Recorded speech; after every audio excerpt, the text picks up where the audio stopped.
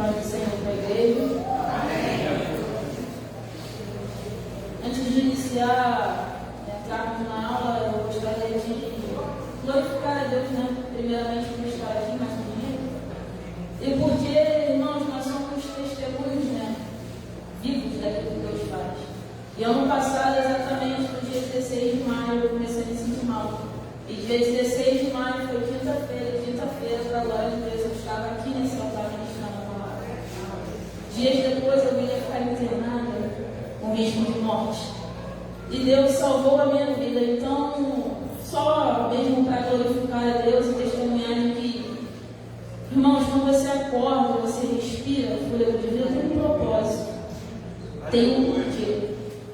Então, que a gente possa sempre ter em mente de que estamos vivos por algum motivo e que a nossa vida sirva de testemunho para glorificar o nome de Deus em tudo que nós fizermos. E aonde você for, você vai carregar com você as marcas desse testemunho. Graças a Deus, tudo que aconteceu comigo colaborou para que eu pudesse estar exatamente aqui em cima desse altar. Amém?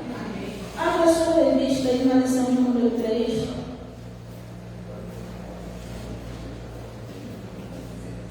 Tem por título o céu, o destino cristão.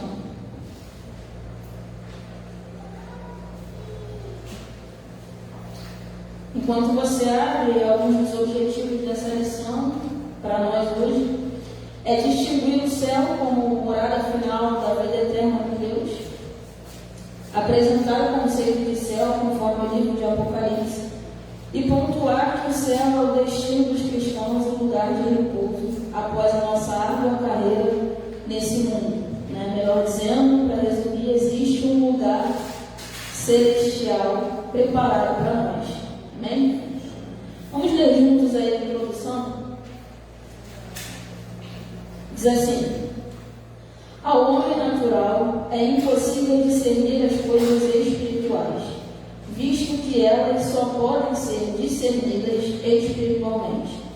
Por isso, a sabedoria humana apresenta diversas concepções enganosas a respeito do céu, a ponto de negar a sua existência. Contudo, ao cristão é garantido a gloriosa promessa de desfrutar do céu como sua morada na vida eterna com Deus.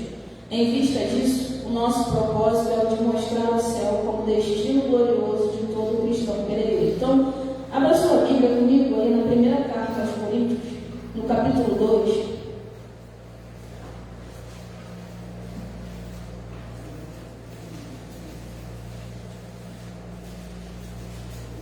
Hoje nós vamos mexer um pouquinho a nossa Bíblia.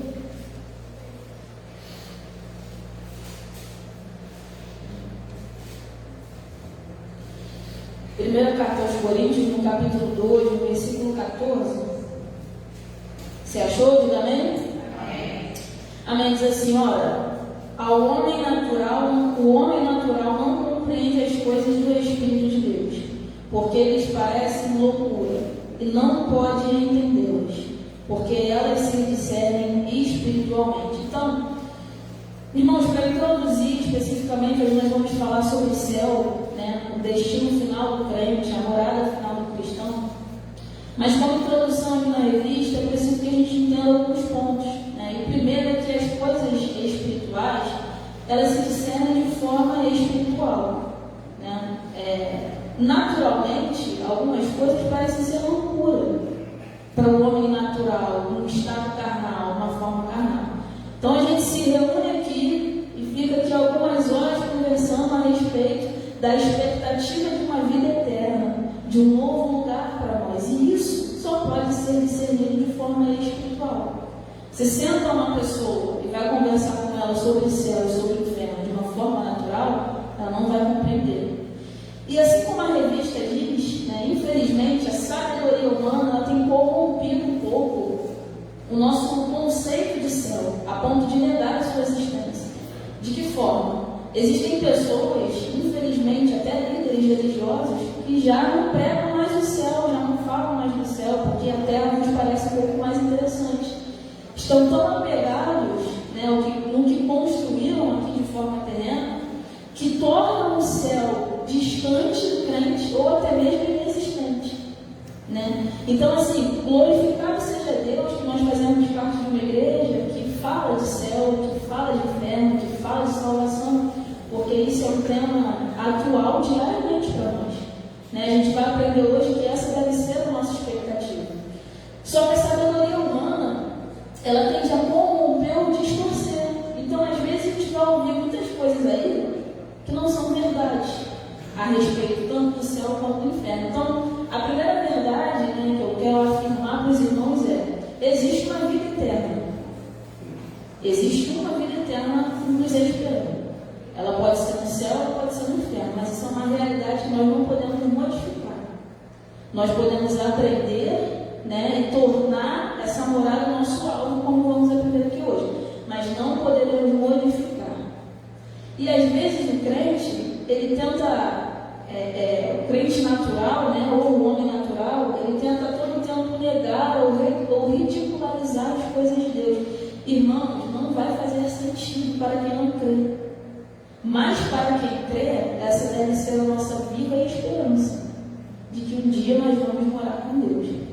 Mas por isso eu peço que os irmãos, né, de forma espiritual, compreendam tudo que será ensinado aqui nessa manhã. Então vamos aí para o primeiro tópico da revista. Vamos ler juntos. O céu, o alvo de todo cristão. Definindo céu. A palavra hebraica Shammai, que significa céu, céus, aparece 419 vezes no Antigo Testamento. O termo grego ouranos, céu, aparece 280 vezes no Novo Testamento, com dois sentidos, como firmamento, universo, atmosfera, céus siderais e estrelados, região acima dos céus siderais, sede da ordem das coisas eternas e perfeitas, onde Deus e criaturas celestes habitam. Nas traduções da Bíblia em língua portuguesa, a palavra Shammai foi traduzida por altura e ouranos como algo elevado. Ambas as palavras são usadas para se referir a três locais distintos: céu atmosférico, universo ou firmamento dos céus, morada de Deus. Nos três locais aplicados, a palavra céu, o mais importante para o cristão é o terceiro, a morada de Deus. Então vamos entender um pouquinho mais isso aqui. Quando a gente fala céu, obviamente a gente remete a nossa mente para os céus que estão acima de nós. Então a palavra aqui, Shammai, que aparece 419 vezes no Antigo Testamento, eu trago aqui como referência Gênesis, capítulo 1, versículo 1, que diz: no princípio criou Deus os céus e a terra. Então, quando fala aqui, criou Deus os céus e a terra, ele está falando exatamente desse céu atmosférico. Desse céu que a gente olha e vê as nuvens, azulzinho, um pouco nublado às vezes. Que quer dizer o céu criado por Deus, o universo criado por Deus, que também, às vezes, é objeto de estudo de muitas pessoas. Eu, por exemplo, quando era adolescente, eu tinha um sonho de ser astrônomo. Não sei de onde eu tirar essas ideias, mas eu tinha esse sonho de ser astrônomo. E eu lembro que eu construí uma luneta, um trabalho de física da escola, que dava para ver as crateras da Lua.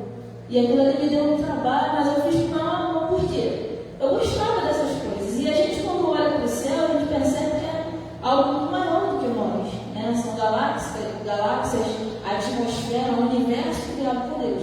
Então, às vezes, a palavra céu, ela vem na Bíblia com essa conotação literal de atmosfera. A segunda palavra é ouranos, né, que quer dizer, trouxe a referência aqui em Mateus 3,2, e dizendo: arrependei-vos porque é chegado o reino dos céus. Aí a gente percebe que a conotação já muda um pouquinho. Por quê? Porque aqui quem está falando é João Batista. João Batista está pregando a seguinte mensagem: arrependei-vos porque é chegado o reino dos céus. Então ele está dizendo, tirando agora a conotação de uma atmosfera, ele está dizendo que nos céus existe uma sede de ordens eternas, de coisas perfeitas, aonde Deus está, onde Deus mora. Então ele está dizendo, olha, existe um reino. Arrependei-vos, pois é chegado o reino dos céus. E às vezes nós vamos ver na Bíblia conotação com relação a esse sentido. Mas o que nós vamos hoje nos aprimorar e nos prender para estudar é o céu como morada de Deus. É é justamente entender que existe um reino em ordem, em perfeita ordem, que nada tem a ver com o reino desse mundo, cujas leis são diferentes e eternas, irrevogáveis, e aí a gente começa a entender que se existe o reino dos céus, um lugar onde Deus mora, e nós vamos morar com Ele, a gente precisa aprender um pouco mais sobre esse lugar de morar. Então, abra sua Bíblia aí para nós vermos a referência, lá no livro de Isaías, no capítulo 63.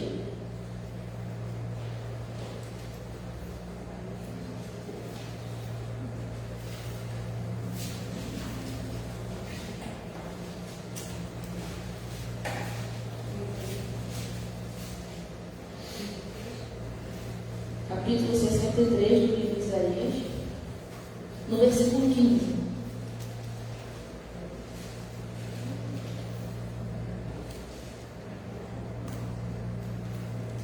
Então diz assim: atenta desde os céus e olha desde a tua santa e gloriosa habitação. Onde estão o teu zelo e as tuas obras poderosas? A comoção das tuas entranhas e das tuas misericórdias detém-se para comigo? Então, atenta desde os céus. Aqui é uma referência que afirma que existe um Deus que está nos céus e que atenta os olhos para nós, que nos observa, que nos vê. Mas aqui está fundamentando que Ele mora, que Ele tem um lugar de habitação. Jesus, em algumas vezes, por exemplo, em Mateus capítulo 7, versículo 11, você não precisa vir, ele diz: se vós, pois, sendo maus, sabeis dar coisas boas aos vossos filhos, quanto mais o vosso Pai que está nos céus. Então a gente começa a compreender o céu não como uma figura atmosférica apenas, onde a gente pode olhar as estrelas brilhantes de noite e achar aquilo tudo muito lindo. Mas existe um céu aqui que está sendo mencionado, que faz figuração a uma morada de Deus. Morada essa que a gente vai aprender hoje, que Ele nos convida um dia para morar com Ele. Amém? Amém. Então vamos seguir aqui com a revista, no tópico 2, do céu conforme o ensino de Paulo. Diz assim: o apóstolo Paulo foi arrebatado até o terceiro céu. Não por acaso, esse céu está enfatizado nas cartas do apóstolo como lugar celestial, o lar dos salvos em Cristo Jesus, onde temos um destino assegurado, de estar para sempre com o Senhor. Por isso, vivendo em Cristo, o crente desenvolve um relacionamento na esfera do reino, de modo que, ainda que não tenha ido para o céu, toda a sua vocação é celestial, no presente momento de sua vida. Dessa forma, o poder que está em sua vida vem do céu e o habilita a vencer a cada dia. Vai lá comigo no livro de Efésios, capítulo 1. Vamos ver 3 referências desse livro.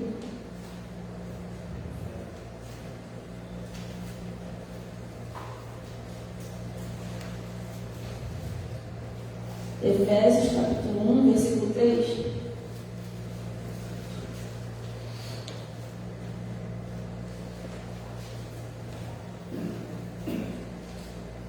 Diz assim: bendito Deus e Pai de nosso Senhor Jesus Cristo, o qual nos abençoou com todas as bênçãos espirituais nos lugares celestiais em Cristo. Agora avança aí para o versículo 20, mesmo capítulo. Versículo 20 diz assim: que manifestou em Cristo, ressuscitando dentre os mortos e pondo à sua direita nos céus. Avança um capítulo aí, no capítulo 2, versículo 6. Diz assim: e nos ressuscitou juntamente com Ele, e nos fez assentar nos lugares celestiais em Cristo Jesus. Então, irmãos, essas 3 referências aqui que eu li, esses 3 versículos, eles possuem uma singularidade. Eu não sei se vocês perceberam.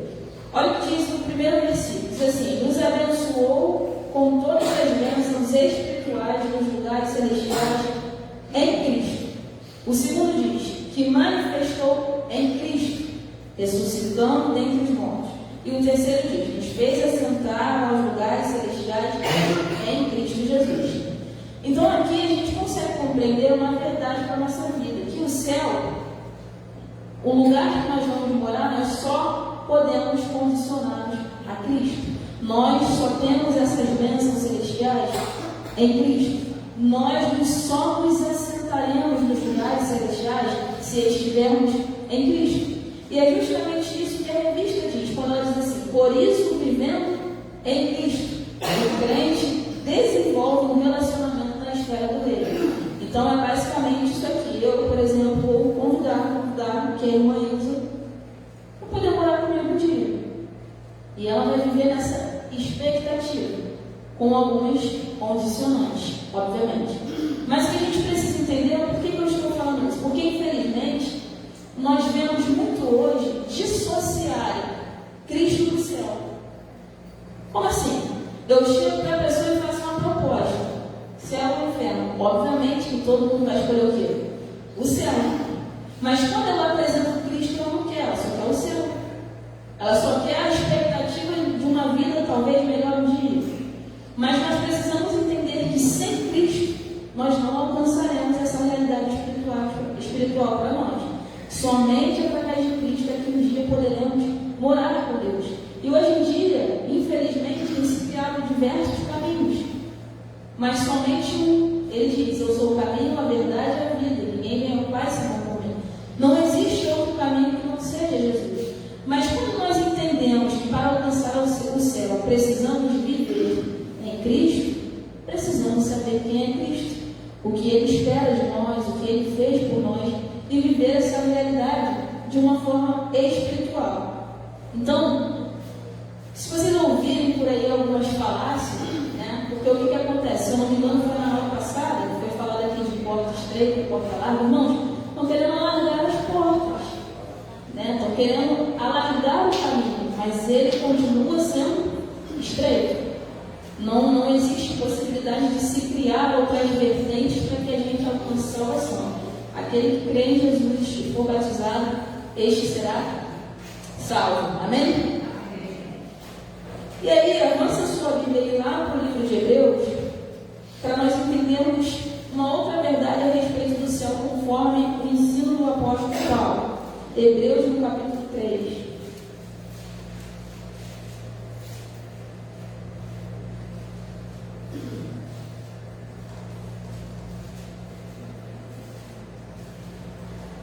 Como eu disse, hoje a gente vai caminhar um pouquinho aí pela Bíblia, porque é importante nós lermos para ficar fundamentado aqui o que está sendo dito. Então, no livro de Hebreus, capítulo 3, versículo 1, diz assim: por isso, irmãos santos, participantes da vocação celestial, considerai Jesus Cristo, apóstolo e sumo sacerdote da nossa confissão.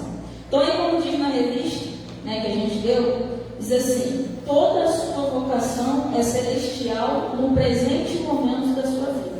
Então aqui a gente entende, como eu falei, que existe uma vocação. O que é vocação? Um chamado, né? A palavra vocação vem do latim vocare, que significa chamar. Então é literalmente um chamado. Então aqui a gente já começa a entender que nós fomos chamados por um reino celestial. Embora no momento a gente viva em outro reino, a gente viva no mundo terreno, nós fomos chamados por um reino celestial. Mas olha que interessante, o chamado é no momento presente da nossa vida. A vocação é no momento presente da nossa vida, mas o cumprimento não. Vou dar o exemplo novamente aqui da irmã Ilza. Eu chamo a irmã para morar comigo, convido ela a morar comigo, mas eu não falo quando. Você vai morar comigo a qualquer momento. Eu não estabeleço um prazo para ela. Eu falo a qualquer momento você vai vir morar comigo. Então, o convite que eu estou fazendo é agora, mas o cumprimento pode ser a qualquer momento. Então, o que se espera de uma pessoa, de um crente em Cristo, que sabe que a qualquer momento ele pode morar com Deus? Porque essa verdade, ela é aplicada de várias formas. Eu estou aqui agora, amanhã eu posso não estar. E o meu momento chegar é diferente do momento de outros irmãos que vão ainda continuar peregrinando nessa terra. Ou quem sabe Jesus vai voltar e arrebatar a sua igreja. E vai chegar o momento em que nós vamos morar com Deus. Mas a verdade é, o que se espera nesse intervalo? Nesse intervalo onde o convite foi feito, mas ainda continua aqui. Então o que eu esperaria da irmã Ilza? Eu esperaria que ela ficasse pronta. Porque a qualquer momento eu posso chamá-la. É hoje, né? E aí, se ela estiver pronta, com as malas feitas, tudo organizado, vai vir.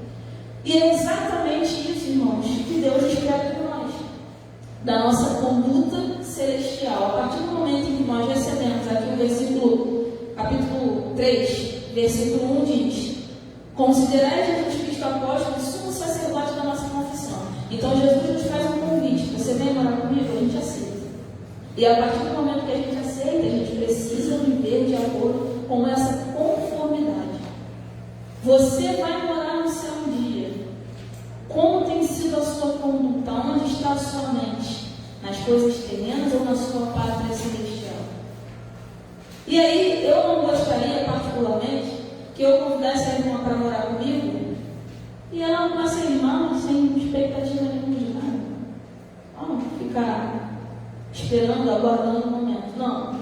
Nós devemos viver diariamente com essa verdade. Nós confessamos a Cristo. Você confessou a Cristo como Senhor e Salvador da sua vida? Então um dia você vai morar no céu. Existe um intervalo. Esse intervalo é a nossa carreira cristã.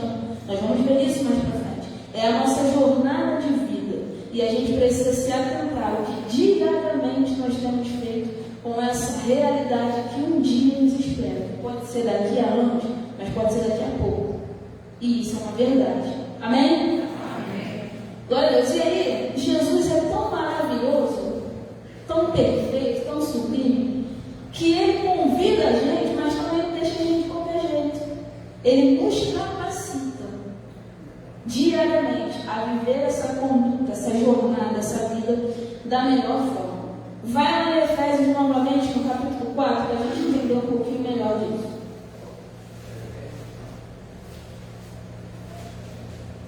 Efésios 4, capítulo 1. Desculpa, Efésios 4, versículo 1.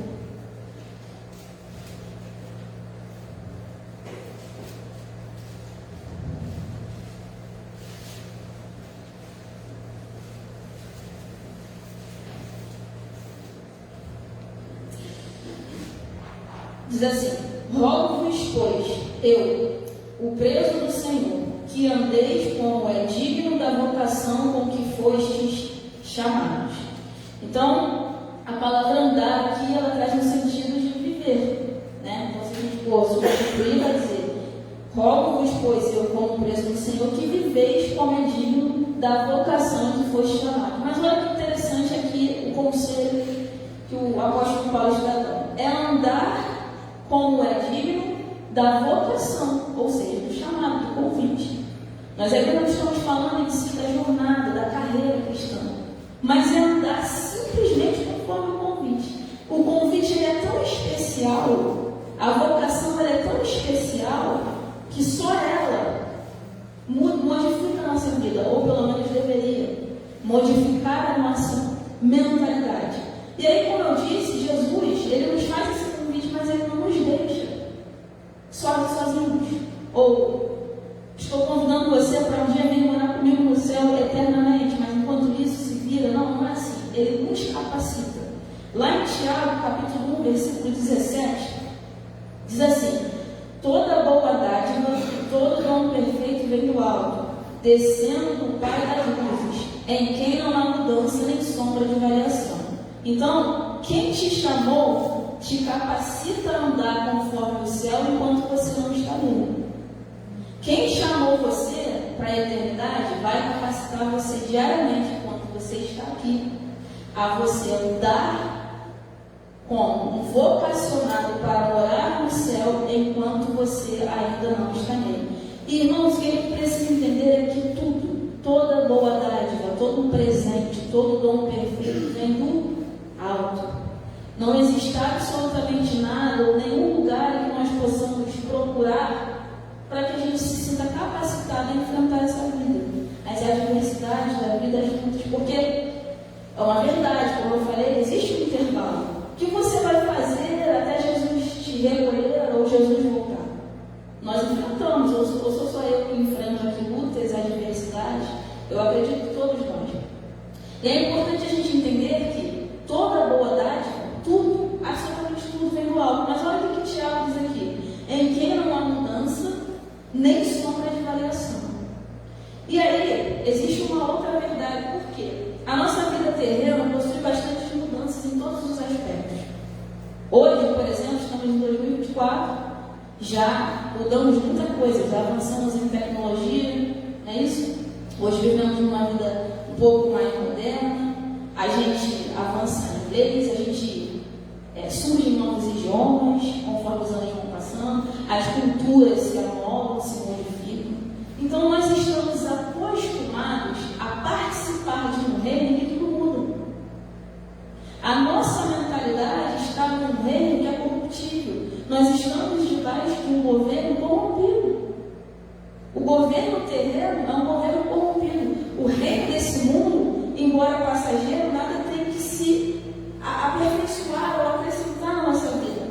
Então, o que a gente precisa entender? É que a gente se acostumou na nossa mentalidade humana com aquilo que é corrompido, com aquilo que muda.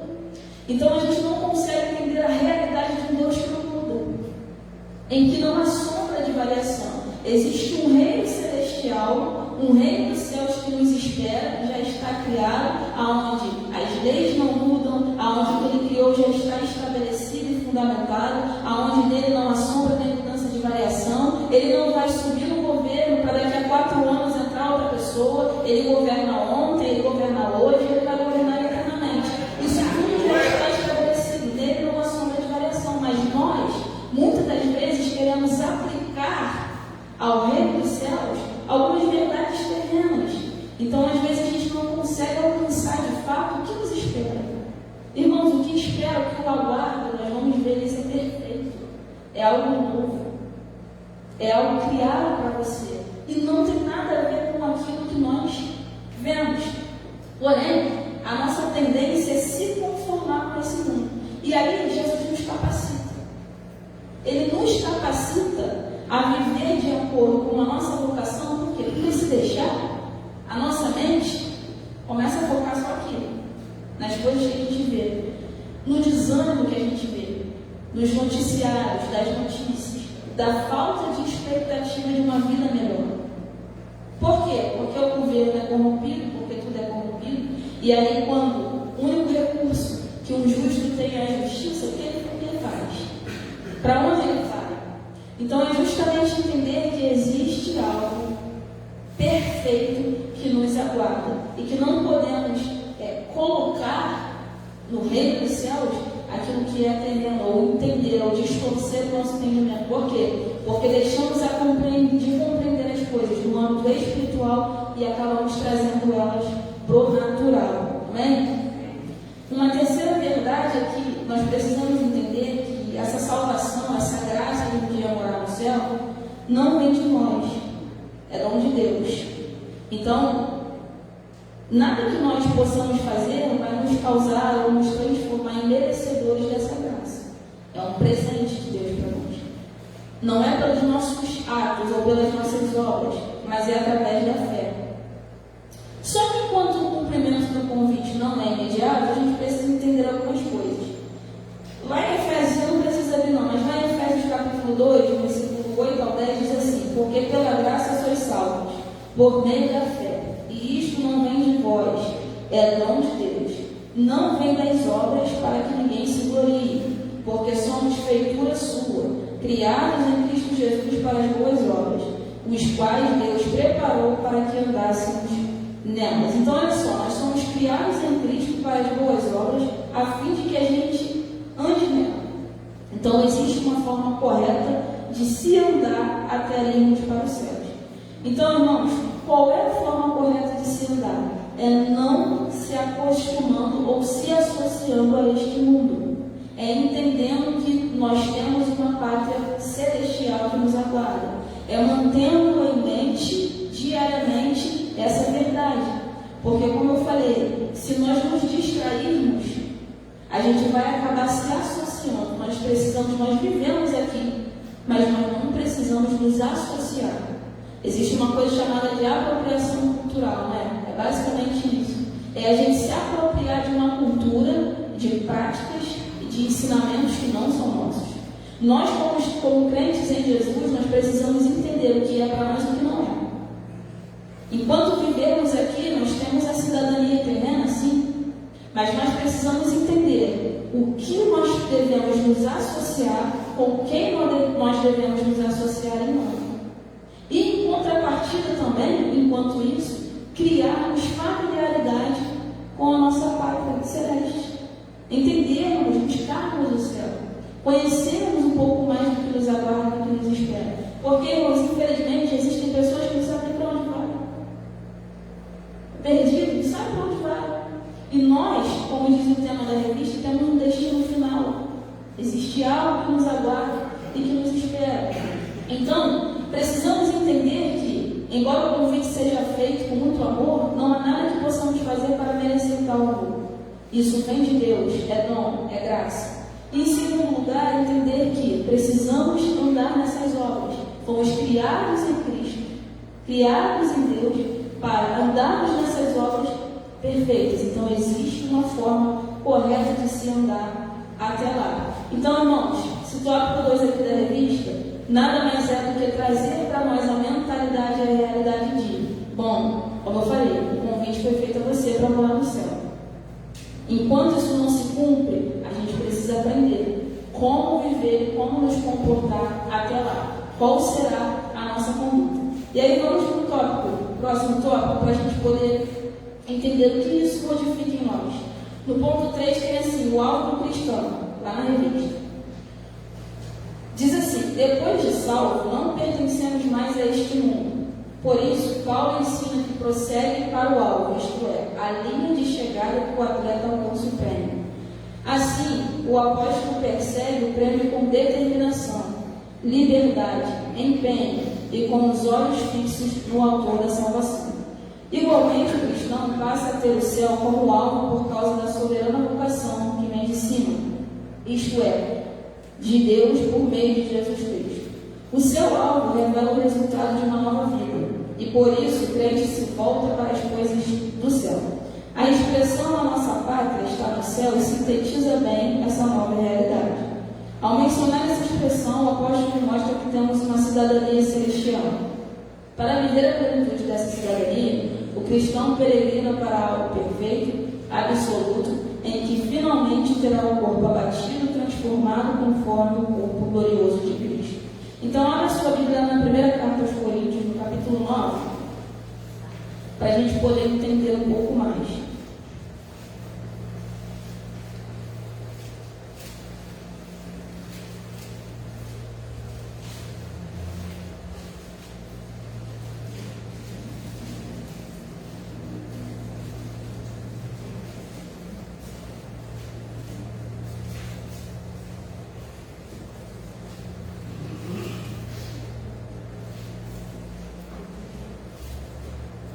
Coríntios, capítulo 9, versículo 24.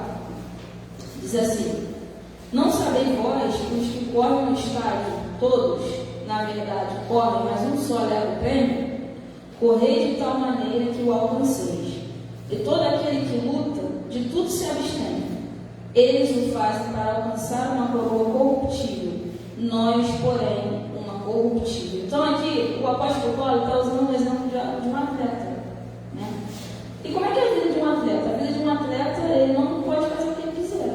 Ele precisa se abster de algumas coisas, ele precisa estar em forma para quando, por exemplo, um atleta de futebol precisa estar em forma para quando for entrar em campo. Não é qualquer alimento que ele pode comer e tudo mais. Mas a questão aqui que eu quero trazer não é necessariamente isso. É que o atleta, ele entra em campo, ou ele, enfim, o que ele for praticar, ele entra com a mentalidade de vencer. Não é? Quem aqui já viu seu time entrar com a mentalidade de derrota? Eu já vi. Mas quem aqui já viu o time entrar com a mentalidade de eu vou entrar para jogar para perder? Não, ele quer vencer, ele vai dar a vida dele ali então.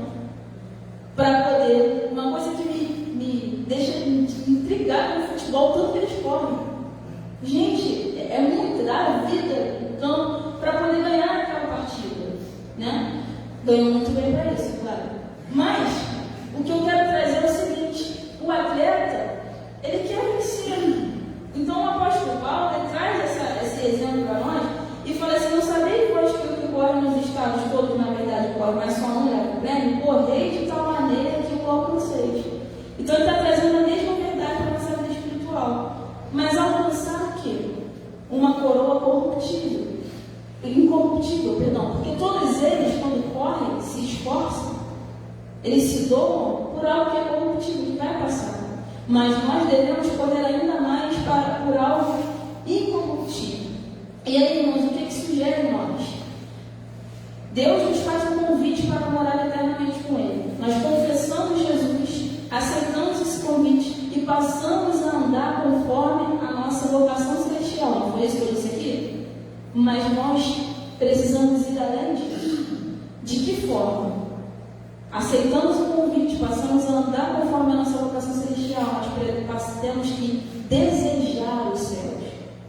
Devemos esperar os céus. Eu vou voltar aqui para o exemplo da irmã Lisa. Então, eu convido ela para morar comigo e espero que ela esteja pronta. Mas eu também quero que ela guarde esse dia. Eu quero que ela deseje esse dia, o dia que ela vai morar comigo. Eu quero que ela crie expectativas a respeito disso. Porque imagina, eu preparo tudo para ela de uma forma que ela não imaginou. Coisas perfeitas. Para ela vir morar comigo. Quando eu vou buscar ela, ela está... Não é isso que Deus espera de nós. Então, quando diz aqui o alvo do cristão, é que além de você andar conforme a sua vocação celestial, você precisa desejar os céus. Irmãos, que coisa difícil hoje é desejar os céus. As pessoas estão extremamente apegadas ao reino da terra. Como eu falei no início da aula, tem gente que nem mais ir para o céu quer.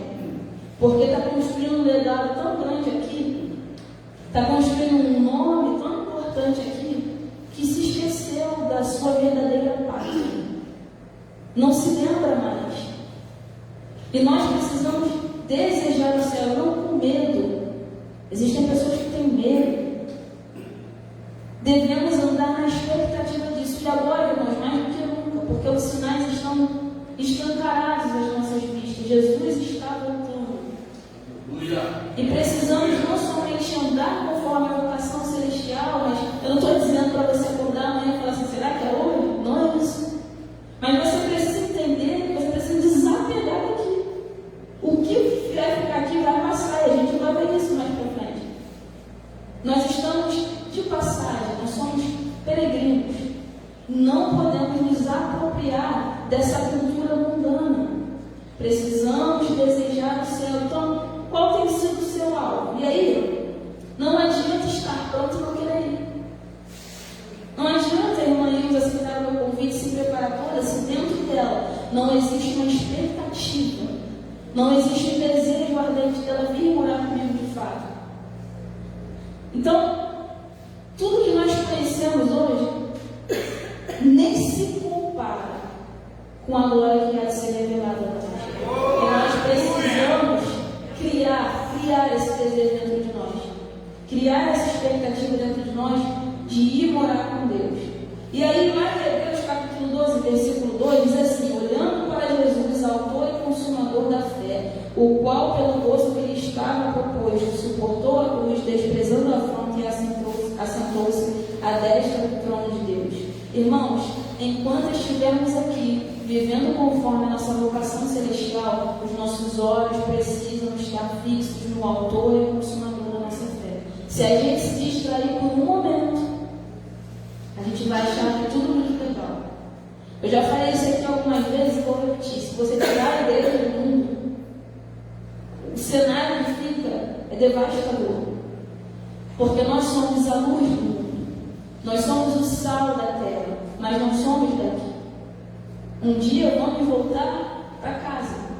Só que enquanto estivermos aqui, os nossos olhos precisam estar no nosso autor, no autor e consumador da nossa fé. Ele é consumador da fé que ele é o autor. Não desvie a sua fé para outras coisas. Não coloque a sua expectativa em coisas terrenas, porque essas são passageiras, vão passar.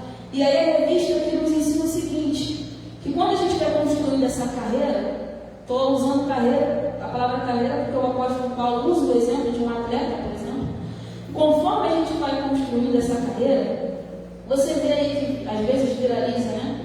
Nas mídias aí, atletas sendo criticados porque não estão jogando nada, porque desvirtuaram sua carreira para outra coisa. Tem um jogador de futebol que sim não sabe cantar, aí vira cantor, o outro vai vai para o canto, o outro vai, ele desfoca da carreira dele. E para isso, lá em Colossenses, capítulo 3, versículo 2, tem um conselho que devemos praticar diariamente, que é: pensai nas coisas que são de cima e não nas que são da terra. Então, se você está correndo para alcançar o prêmio da soberana vocação em Cristo Jesus, que é uma coroa incorruptível, é nisso que você tem que pensar. É para isso que você tem que se abster. É para isso que você tem que ser separado e diferente. Se um atleta ele quer correr mais que o outro, ele quer ganhar titularidade, por exemplo, no jogo, quando ele tem uma oportunidade de entrar em campo, ele dá a vida. Por quê? Porque o pensamento dele está naquilo. E aí, nos dias que ele tem, ele está fazendo o quê? Exercício, ele está comendo bem, ele está se preparando para aquilo. Não muito diferente de nós. Então, se queremos viver um dia com Deus, precisamos praticar essas coisas, de pensar nas coisas que são de cima. Então, como resultado de andar conforme a vocação celestial, o crente muda o seu alvo. É uma mudança de mentalidade. Irmãos, é impossível que o crente salvo, uma vez salvo em Cristo Jesus, conhecendo o poder de Cristo Jesus, não modifique a sua forma de pensar e mude o alvo da construção da sua jornada cristã, que deve ser o céu. Então deve ser uma mudança de mentalidade. Por exemplo, você vê uma pessoa que vai mudar de país. No começo ela vai estranhar, porque é uma cultura diferente, é uma comida diferente, tudo diferente. Mas se ela permanecer ali por muito tempo, ela acaba se acostumando. E ela acaba ficando por ali. E ela esquece. Já viu pessoas que moram muito tempo em outros países e voltam com sotaque? Por quê? Porque se ela ficar lá muito tempo, ela vai começar a falar aquele idioma, ela vai começar a comer aquelas comidas. E nós precisamos trazer essa realidade para o mundo espiritual. Muitas das vezes, nós desfocamos os nossos olhos de Jesus e a gente acaba se acostumando com o reino desse mundo. E se conformando com o reino desse mundo. Daqui a pouco a gente quer falar o mesmo idioma. Daqui a pouco a gente quer comer as mesmas comidas. Daqui a pouco a gente está esquecendo da nossa pátria celestial. E infelizmente, existem pessoas que descentralizam Jesus do céu e criam, como eu falei, vários outros caminhos mais fáceis. Alargam as portas e aí a igreja passa a viver de qualquer forma, entendendo que um dia ela vai ser salva. Né? Eu já contei aqui uma vez, vou repetir aqui essa história, de uma menina no trabalho que me abordou, me perguntando se era verdade que estava nas redes sociais. Eu não estava entendendo nada, mas estava falando a verdade o que está nas redes sociais. E ela disse: essas coisas que estão acontecendo aí no mundo, que daqui a pouco vai vir um anticristo, e que Jesus está voltando. Aí eu sentei com ela e falei assim: é verdade. Aí ela me olhou, falei: senta aí que eu vou te explicar. Eu expliquei tudinho. Aí ela brincou assim: não posso ser agarrada no seu pé não? Eu falei: negativo. Tem como não. Você tem que construir a sua própria carreira. Eu expliquei para ela que ela precisava.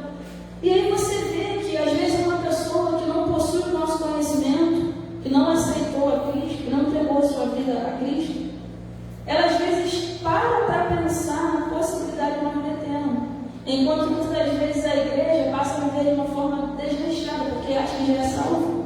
Eu já entreguei minha vida a Cristo, já sou salvo, já vou morar no céu. E a gente passa a entender o céu como um ponto final de um ônibus, e não como algo que nós temos que correr para alcançar, que nós temos que nos abster de certas coisas para alcançar. Então, irmãos, não vos conformeis com esse mundo, mas transformai-vos pela renovação da vossa mente. E isso precisa ser feito diariamente. Senão, nós vamos perecer e o céu vai ser uma realidade distante para nós. Fuja desses ensinamentos aí que não tem céu, não tem inferno. Irmão, que a Bíblia diz que tem. E é isso que a gente vai estudar, é nessa verdade que nós vamos nos apegar. E aí Jesus deixa claro, lá em João 18:36, que o reino dele é diferente e é eterno. Ele diz: o meu reino não é desse mundo. Ou seja, ele está trazendo uma verdade de um reino diferente.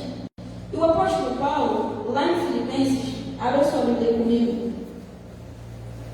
Filipenses capítulo 3, versículo 20, que é o texto-alvo da aula.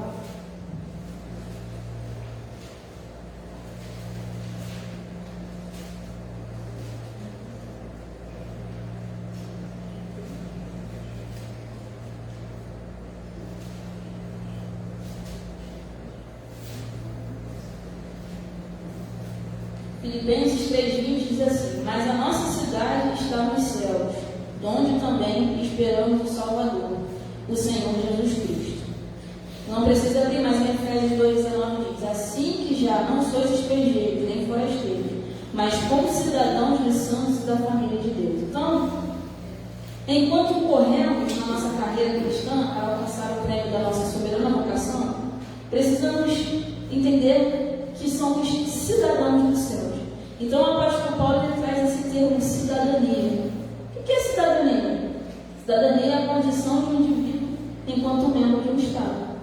Não é isso? Enquanto somos membros de um Estado, nós somos cidadãos. Por exemplo, se você decidir não votar, não exercer a sua cidadania, você vai ter que justificar porque você não está votando, então você vai pagar uma multa. Não é assim? E como cidadãos, nós temos direitos e temos deveres como cidadãos. E aí, o apóstolo Paulo ele traz essa verdade de que nós somos cidadãos dos céus. Ou seja, se aqui na terra, como cidadã brasileira, eu tenho direitos e deveres, por que aqui nos céus eu não tenho direitos e deveres? Nós somos cidadãos dos céus. Nós temos direitos e deveres também como cidadãos dos céus. Na Hebreus 13, 14, 15, diz assim: porque não temos aqui cidade permanente, mas buscamos a futura. Portanto, ofereçamos sempre por ele e a Deus sacrifício de louvor, isto é, o fruto dos lábios que confessam o seu nome. Então, enquanto você exerce a sua cidadania terrena, se você tiver na sua mentalidade que você também tem cidadania celestial, você entende que essa cidade que você vive agora, o estado atual, não é permanente, mas você busca uma moradia futura. E enquanto isso, você oferece sempre por ele sacrifícios de louvor, adoração e devoção. Então, irmãos, isso aqui vai passar.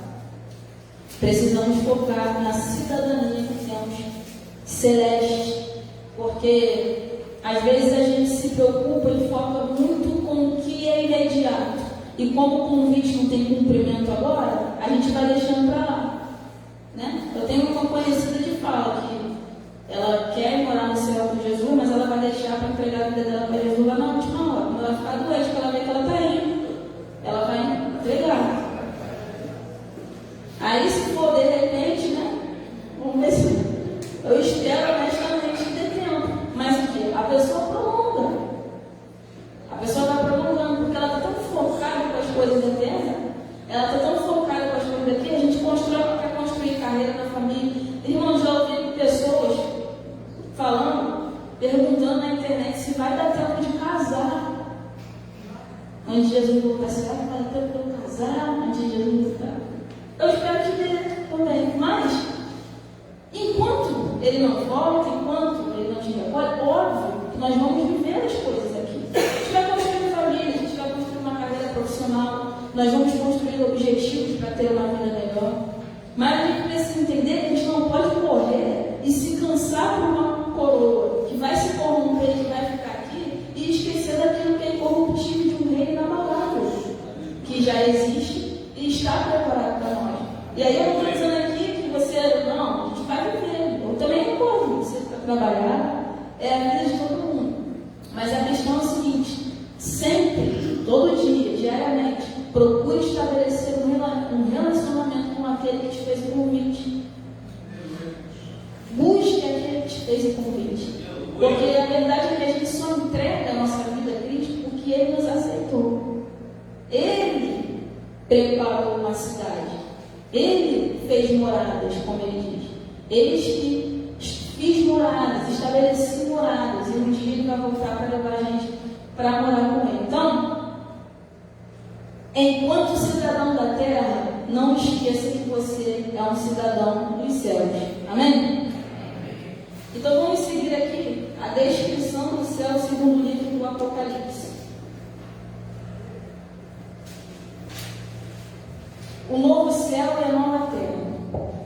Depois da abertura dos 7 selos, conforme Apocalipse 6, em que predominaram a desordem, a tribulação e o juízo, o quadro revelado na sequência é o de um novo estado eterno. O apóstolo João diz que o primeiro céu e a primeira terra passaram. O mar não existe mais. Esse céu também, ora nós, é o espaço astronômico, não se trata da habitação eterna de Deus. Então o apóstolo contempla um novo céu e uma nova terra. O adjetivo grego kainos, novo, que aparece no texto, traz a ideia de novo com respeito à forma, fresco, recente, não usada. Nesse sentido, o novo céu é um lugar sem precedente, incomum e desconhecido. Isaías profetizou a criação de novos céus e nova terra. O apóstolo Pedro confirmou essa esperança. Esse é o lugar, é o destino do cristão, um novo lar completamente redimido, sem qualquer semelhança com o mundo antigo. Pois este faço nova todas as coisas. Então, abra lá sua Bíblia em Apocalipse, capítulo 21.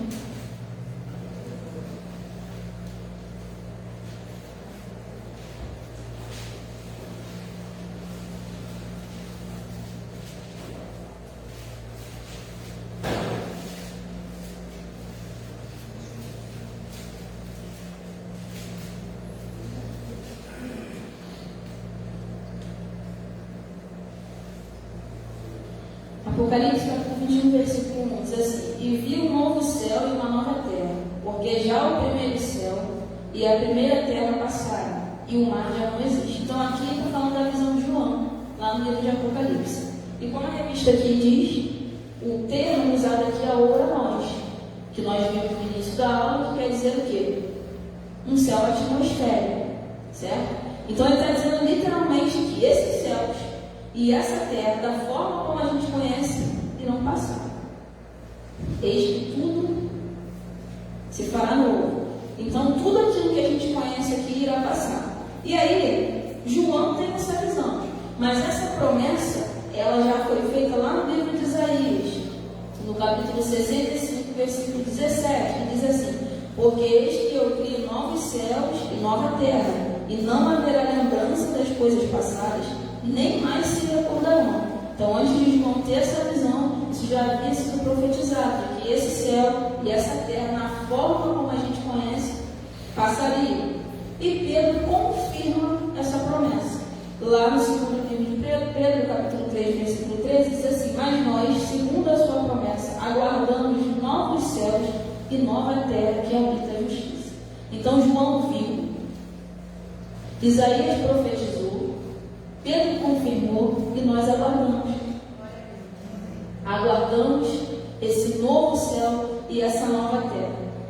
E é interessante, irmãos, a gente trazer essa mentalidade, porque nós não conhecemos aquilo que está sendo reservado para nós, que foi reservado para nós. É novo, é inimaginável, não comporta a natureza humana, nós não suportaríamos tão perfeito que é, porque não estamos acostumados com a perfeição. Então, o mundo como a gente conhece, e hoje a gente se apega, a gente se agarra, vai passar. E lá ele diz: Eis que faço nova todas as coisas. Imagina, eu vou voltar, por exemplo, da irmã Ilse de novo. Porque ela vai estar achando que eu estou chamando ela comigo de verdade. Eu chamo a irmã Ilse para orar comigo. Mas não é orar, só morar. Eu construo uma cidade, uma casa, uma morada perfeita, diferente de tudo aquilo que ela já viu. Então, se a casa dando 3 quartos, eu quero que ela vá numa mansão. É óbvio que quando a gente fala de salvação, a gente fala de galardão. Eu não vou entrar nesse quesito aqui, nesse conceito. Mas o interessante é que é diferente de tudo aquilo que a gente já viu. A gente não consegue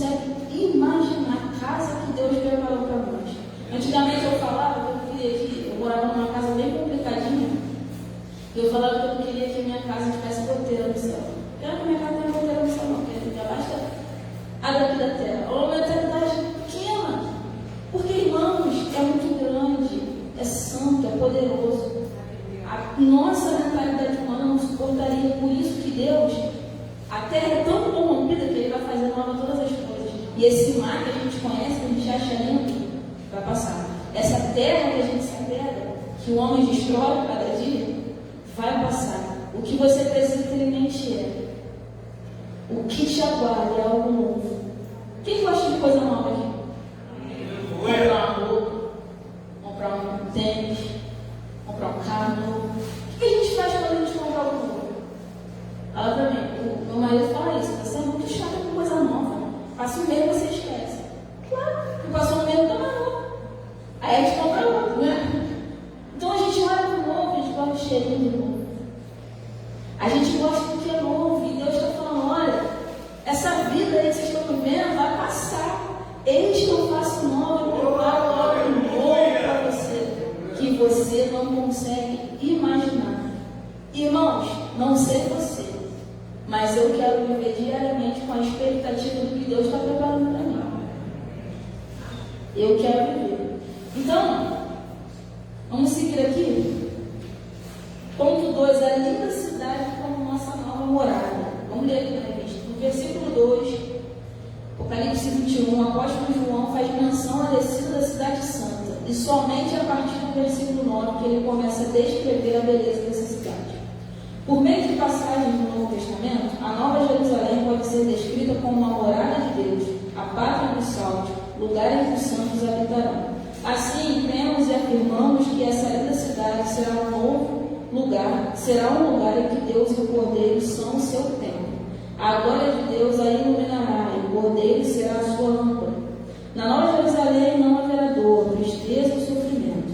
Além disso, depois da ressurreição, e quando todas as coisas forem consumadas, essa Jerusalém celestial descerá do céu e ficará para sempre na nova terra. O apóstolo João descreve a Nova Jerusalém celestial como lugar de redimidos que habitam a gloriosa cidade.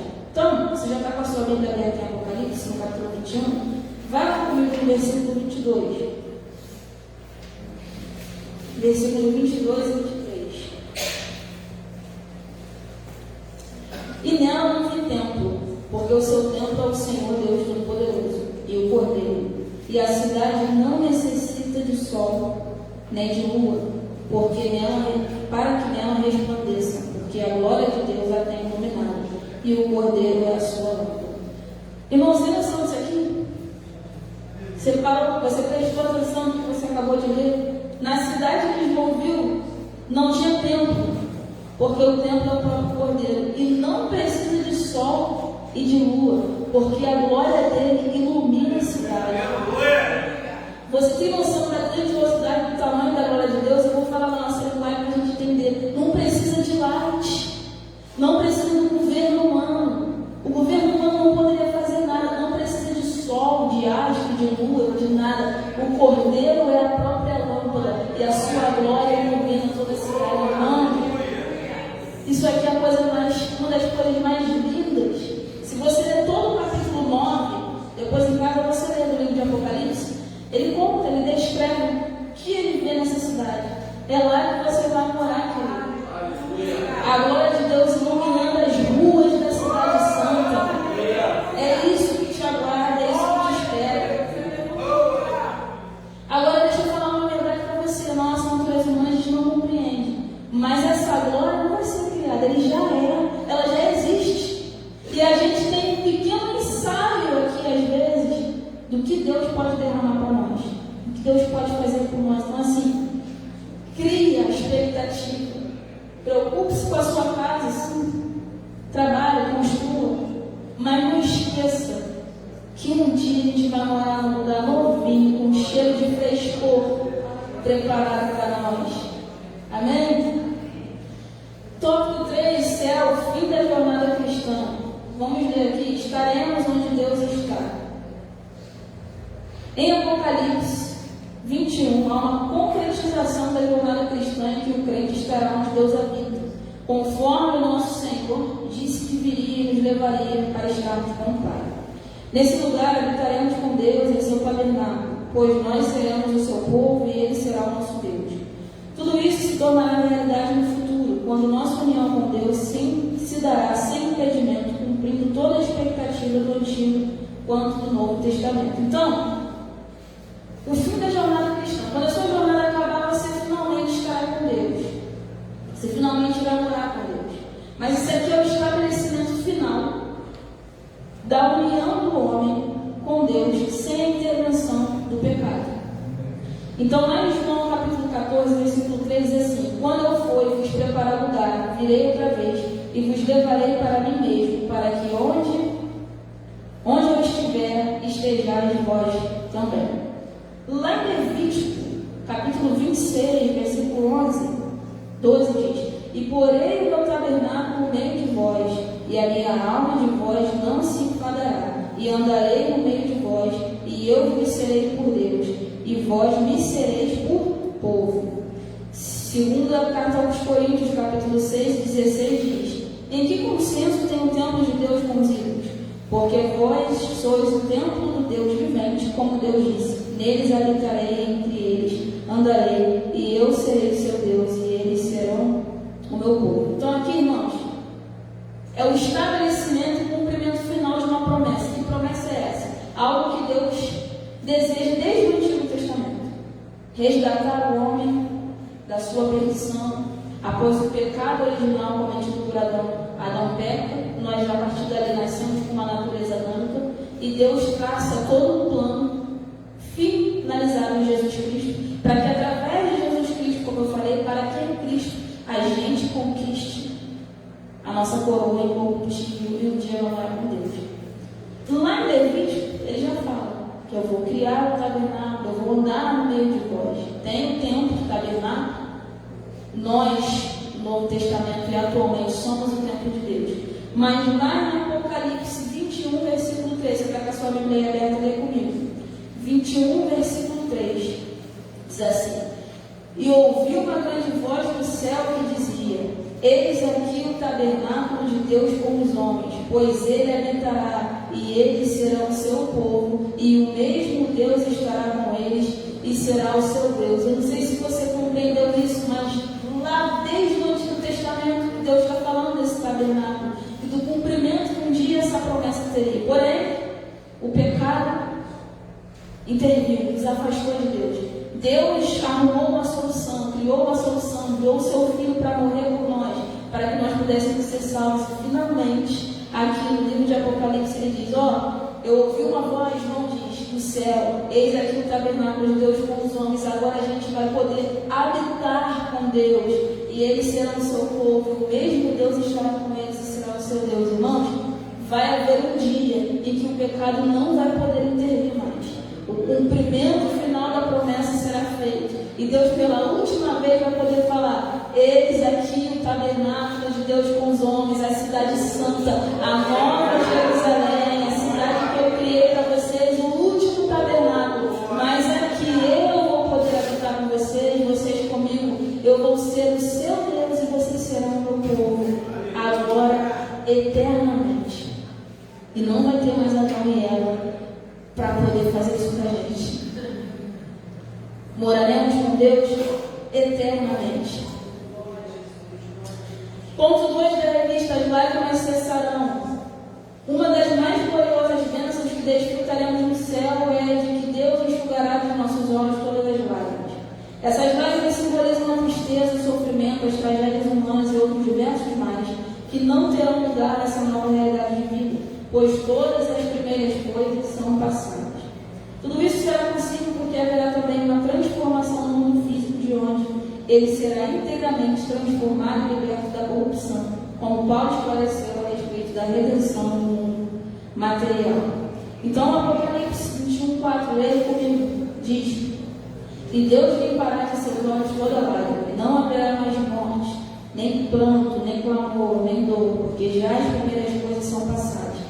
Então, pela última vez, nós vamos ouvir aqui o tabernáculo de Deus com os homens, poderemos morar com Deus, só que sem dor, sem sofrimento, sem notícia ruim, e Ele enxugará dos nossos olhos todas as lágrimas. Ou seja, poderemos morar eternamente com Deus sem a intervenção do pecado, mas não somente sem isso. Vamos poder nos livrar das consequências dele também, porque todo sofrimento, todo choro, toda dor, irmãos, que nós enfrentamos hoje é puramente consequência de pecado. Tudo que nós vemos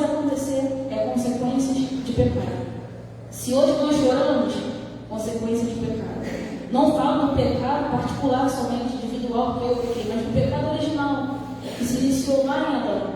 Então, tudo que a gente conhece hoje tem o dedo do pecado. E a promessa de Deus para nós é: bom, quando vocês vierem morar comigo, não vai ter choro, não vai ter dor, não vai ter mais sofrimento, essas tragédias que a gente vê diariamente. Irmãos, quando a gente olha isso, aí sim que a gente tem que criar a expectativa desse lugar perfeito. Porque por que nos apegaríamos a um lugar tão defasado, tão devastado, tão imperfeito como esse, se existe uma morada eterna para nós, onde Ele nos promete que vamos ser felizes eternamente? Você já teve, todos nós, obviamente, um dia de muita felicidade, que você não queria que aquele dia acabasse? Mentaliza aí na tua mente um dia desse. Sei lá, um dia que você saiu com a sua família, que você ficou muito feliz. Não queria que esse dia acabasse. Às vezes você não quer nem dormir. Tem culto aqui que a gente não quer nem dormir, né? Chega e nossa, que culto maravilhoso. Irmãos, isso um dia vai ser eterno. No dia seguinte tu vai estar feliz. No outro tu vai estar feliz de novo. No outro tu vai estar feliz de novo. Porque a dor vai passar, o sofrimento vai passar. Então, cria essa expectativa no teu coração. Eu vou dizer mais, está pertinho já disso acontecer. Chora lá no que você tiver que chorar, que Ele vai enxugar cada uma delas brevemente. O último tópico aí, já estamos encerrando: o céu como repouso eterno. A expressão repouso nada tem a ver com tédio, pois no céu haverá constantes atividades. Adoração. Abra sua Bíblia aí, Apocalipse 19, volta um pouquinho.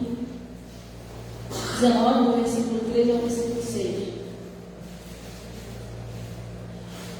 E outra vez disseram: aleluia, e a fumaça dela sobe para todo sempre. Os 24 anciãos, os 4 animais, prostraram-se e adoraram a Deus, que estava sentado no trono, dizendo: amém, aleluia. E saiu uma voz do trono que dizia: louvai o nosso Deus, vós, todos os seus servos, e vós que o temeis, assim pequenos como grandes. E ouvi como que a voz de uma grande multidão, e como que a voz de muitas águas, e como que a voz de grandes trovões, que dizia: aleluia, pois já o Senhor Deus Todo-Poderoso reina. Então, irmãos, no céu haverá adoração. Então, às vezes as pessoas usam erroneamente: descansar só no céu. Nós vamos descansar na nossa alma. Nós vamos ver isso aqui, mas nós teremos atividades no céu. E uma delas é adorar a Deus em nosso estado de perfeição. Algo que não podemos fazer agora, mas lá estaremos com o corpo glorificado, um lugar corruptível, e poderemos celebrar a adoração a Deus. E aí eu trago aqui um ensinamento: conselho, se familiarize com a adoração, porque isso aqui é um ensaio. Infelizmente, às vezes a gente vem para a igreja com o olho no relógio, e eu estou aguardando aqui um dia que o pastor falou, que um dia que a gente vai começar o culto aqui, e vai ficar até a hora que Deus quiser, adorando o nosso Deus. Por quê? Porque precisamos estar familiarizados com a adoração, irmão. Às vezes a gente não consegue ficar 5, 10 minutos. Dá sede, a gente vai lá fora beber 1 litro de água e volta. Aí quer expelir a água e vai de novo.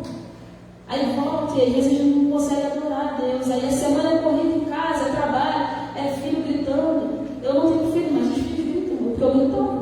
É filho gritando, é chefe gritando. Aí a gente não adora, Deus não está familiarizado. Então, não faça do céu um lugar estranho para você.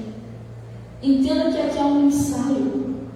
Quando você chegar no templo, ergue as suas mãos, guarde o seu aparelho de telefone e adore a Deus, porque você não sabe se ao sair daqui, Ele vai te chamar para morar com Ele. Adore a Deus, entregue a sua verdadeira adoração, porque quando você chegar lá, irmão, você vai estar craque de adorar. Vai estar lá no meio da multidão, junto com os 24 anciãos, adorando a Deus. Segundo, que diz aqui na revista, é o serviço. Apocalipse 22, 3. Diz assim: e ali nunca mais haverá maldição contra alguém, e nela estará o trono de Deus e do Cordeiro, e seus servos o servirão. Serviço, nós vamos servir a Deus lá também. Então também o serviço tem que ser comum aqui para nós. Como nós servimos a Deus? Servindo a sua igreja, servindo as pessoas, servindo a sua casa. Então lá também nós vamos trabalhar para Deus. E aí você fala assim: mas não fala que é o descanso, que é o repouso?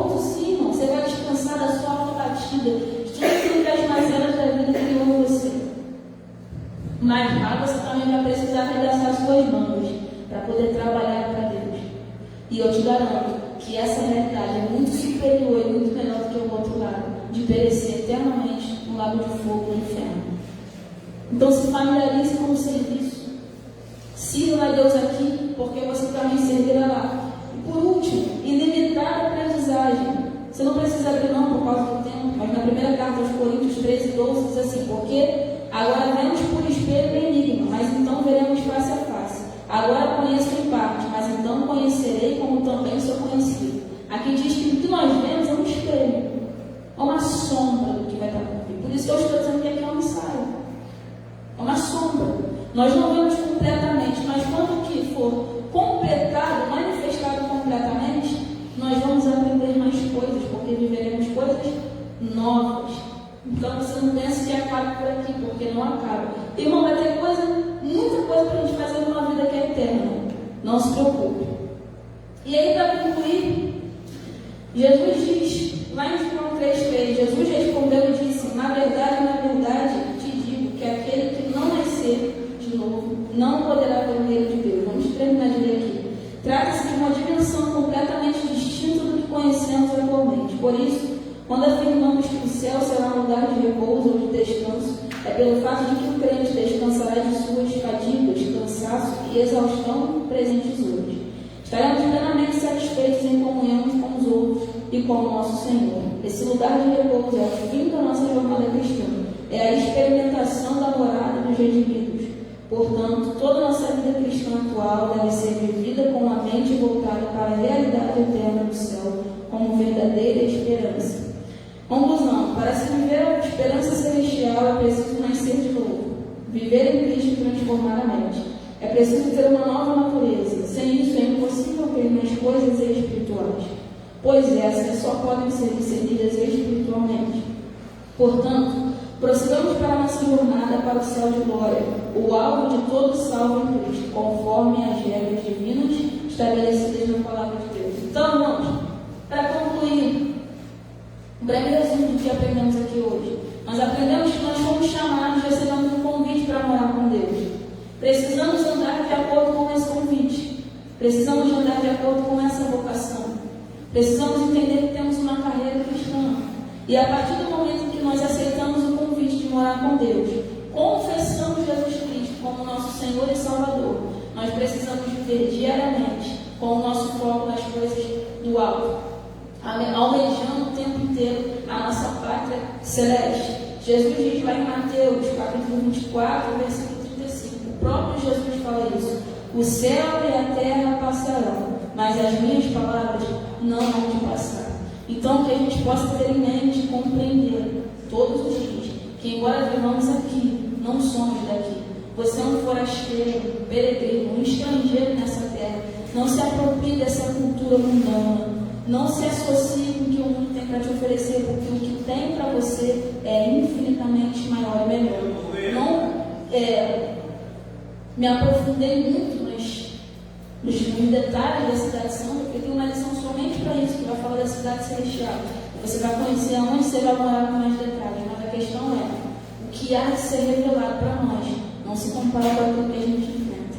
Existe um descanso para você estabelecido. Então, que você possa viver diariamente na sua carreira, na sua jornada, buscando e correndo para alcançar esse alvo e o prêmio da soberana vocação de Cristo Jesus, como um atleta que poderá dizer lá no fim: combati o bom combate, encerrei a carreira, guardei a fé, que poderá ouvir a voz de Deus: eis aqui o tabernáculo de Deus com os homens. Com eles me assentarei e habitarei no meio deles, e eles serão meu povo, e eu serei o seu Deus. Deus quer ser o nosso Deus, não só aqui na terra, para poder nos dar cura, para poder ouvir as nossas orações, os nossos pedidos, para ter relacionamento conosco. Irmãos, Deus quer ser o seu Deus eternamente. Esse é o convite. Então, estude mais sobre isso. Venha para a escola bíblica, para você poder entender a carreira que está sendo proposta para você diariamente. Amém? Deus abençoe vocês. Vai ter sido esclarecedor.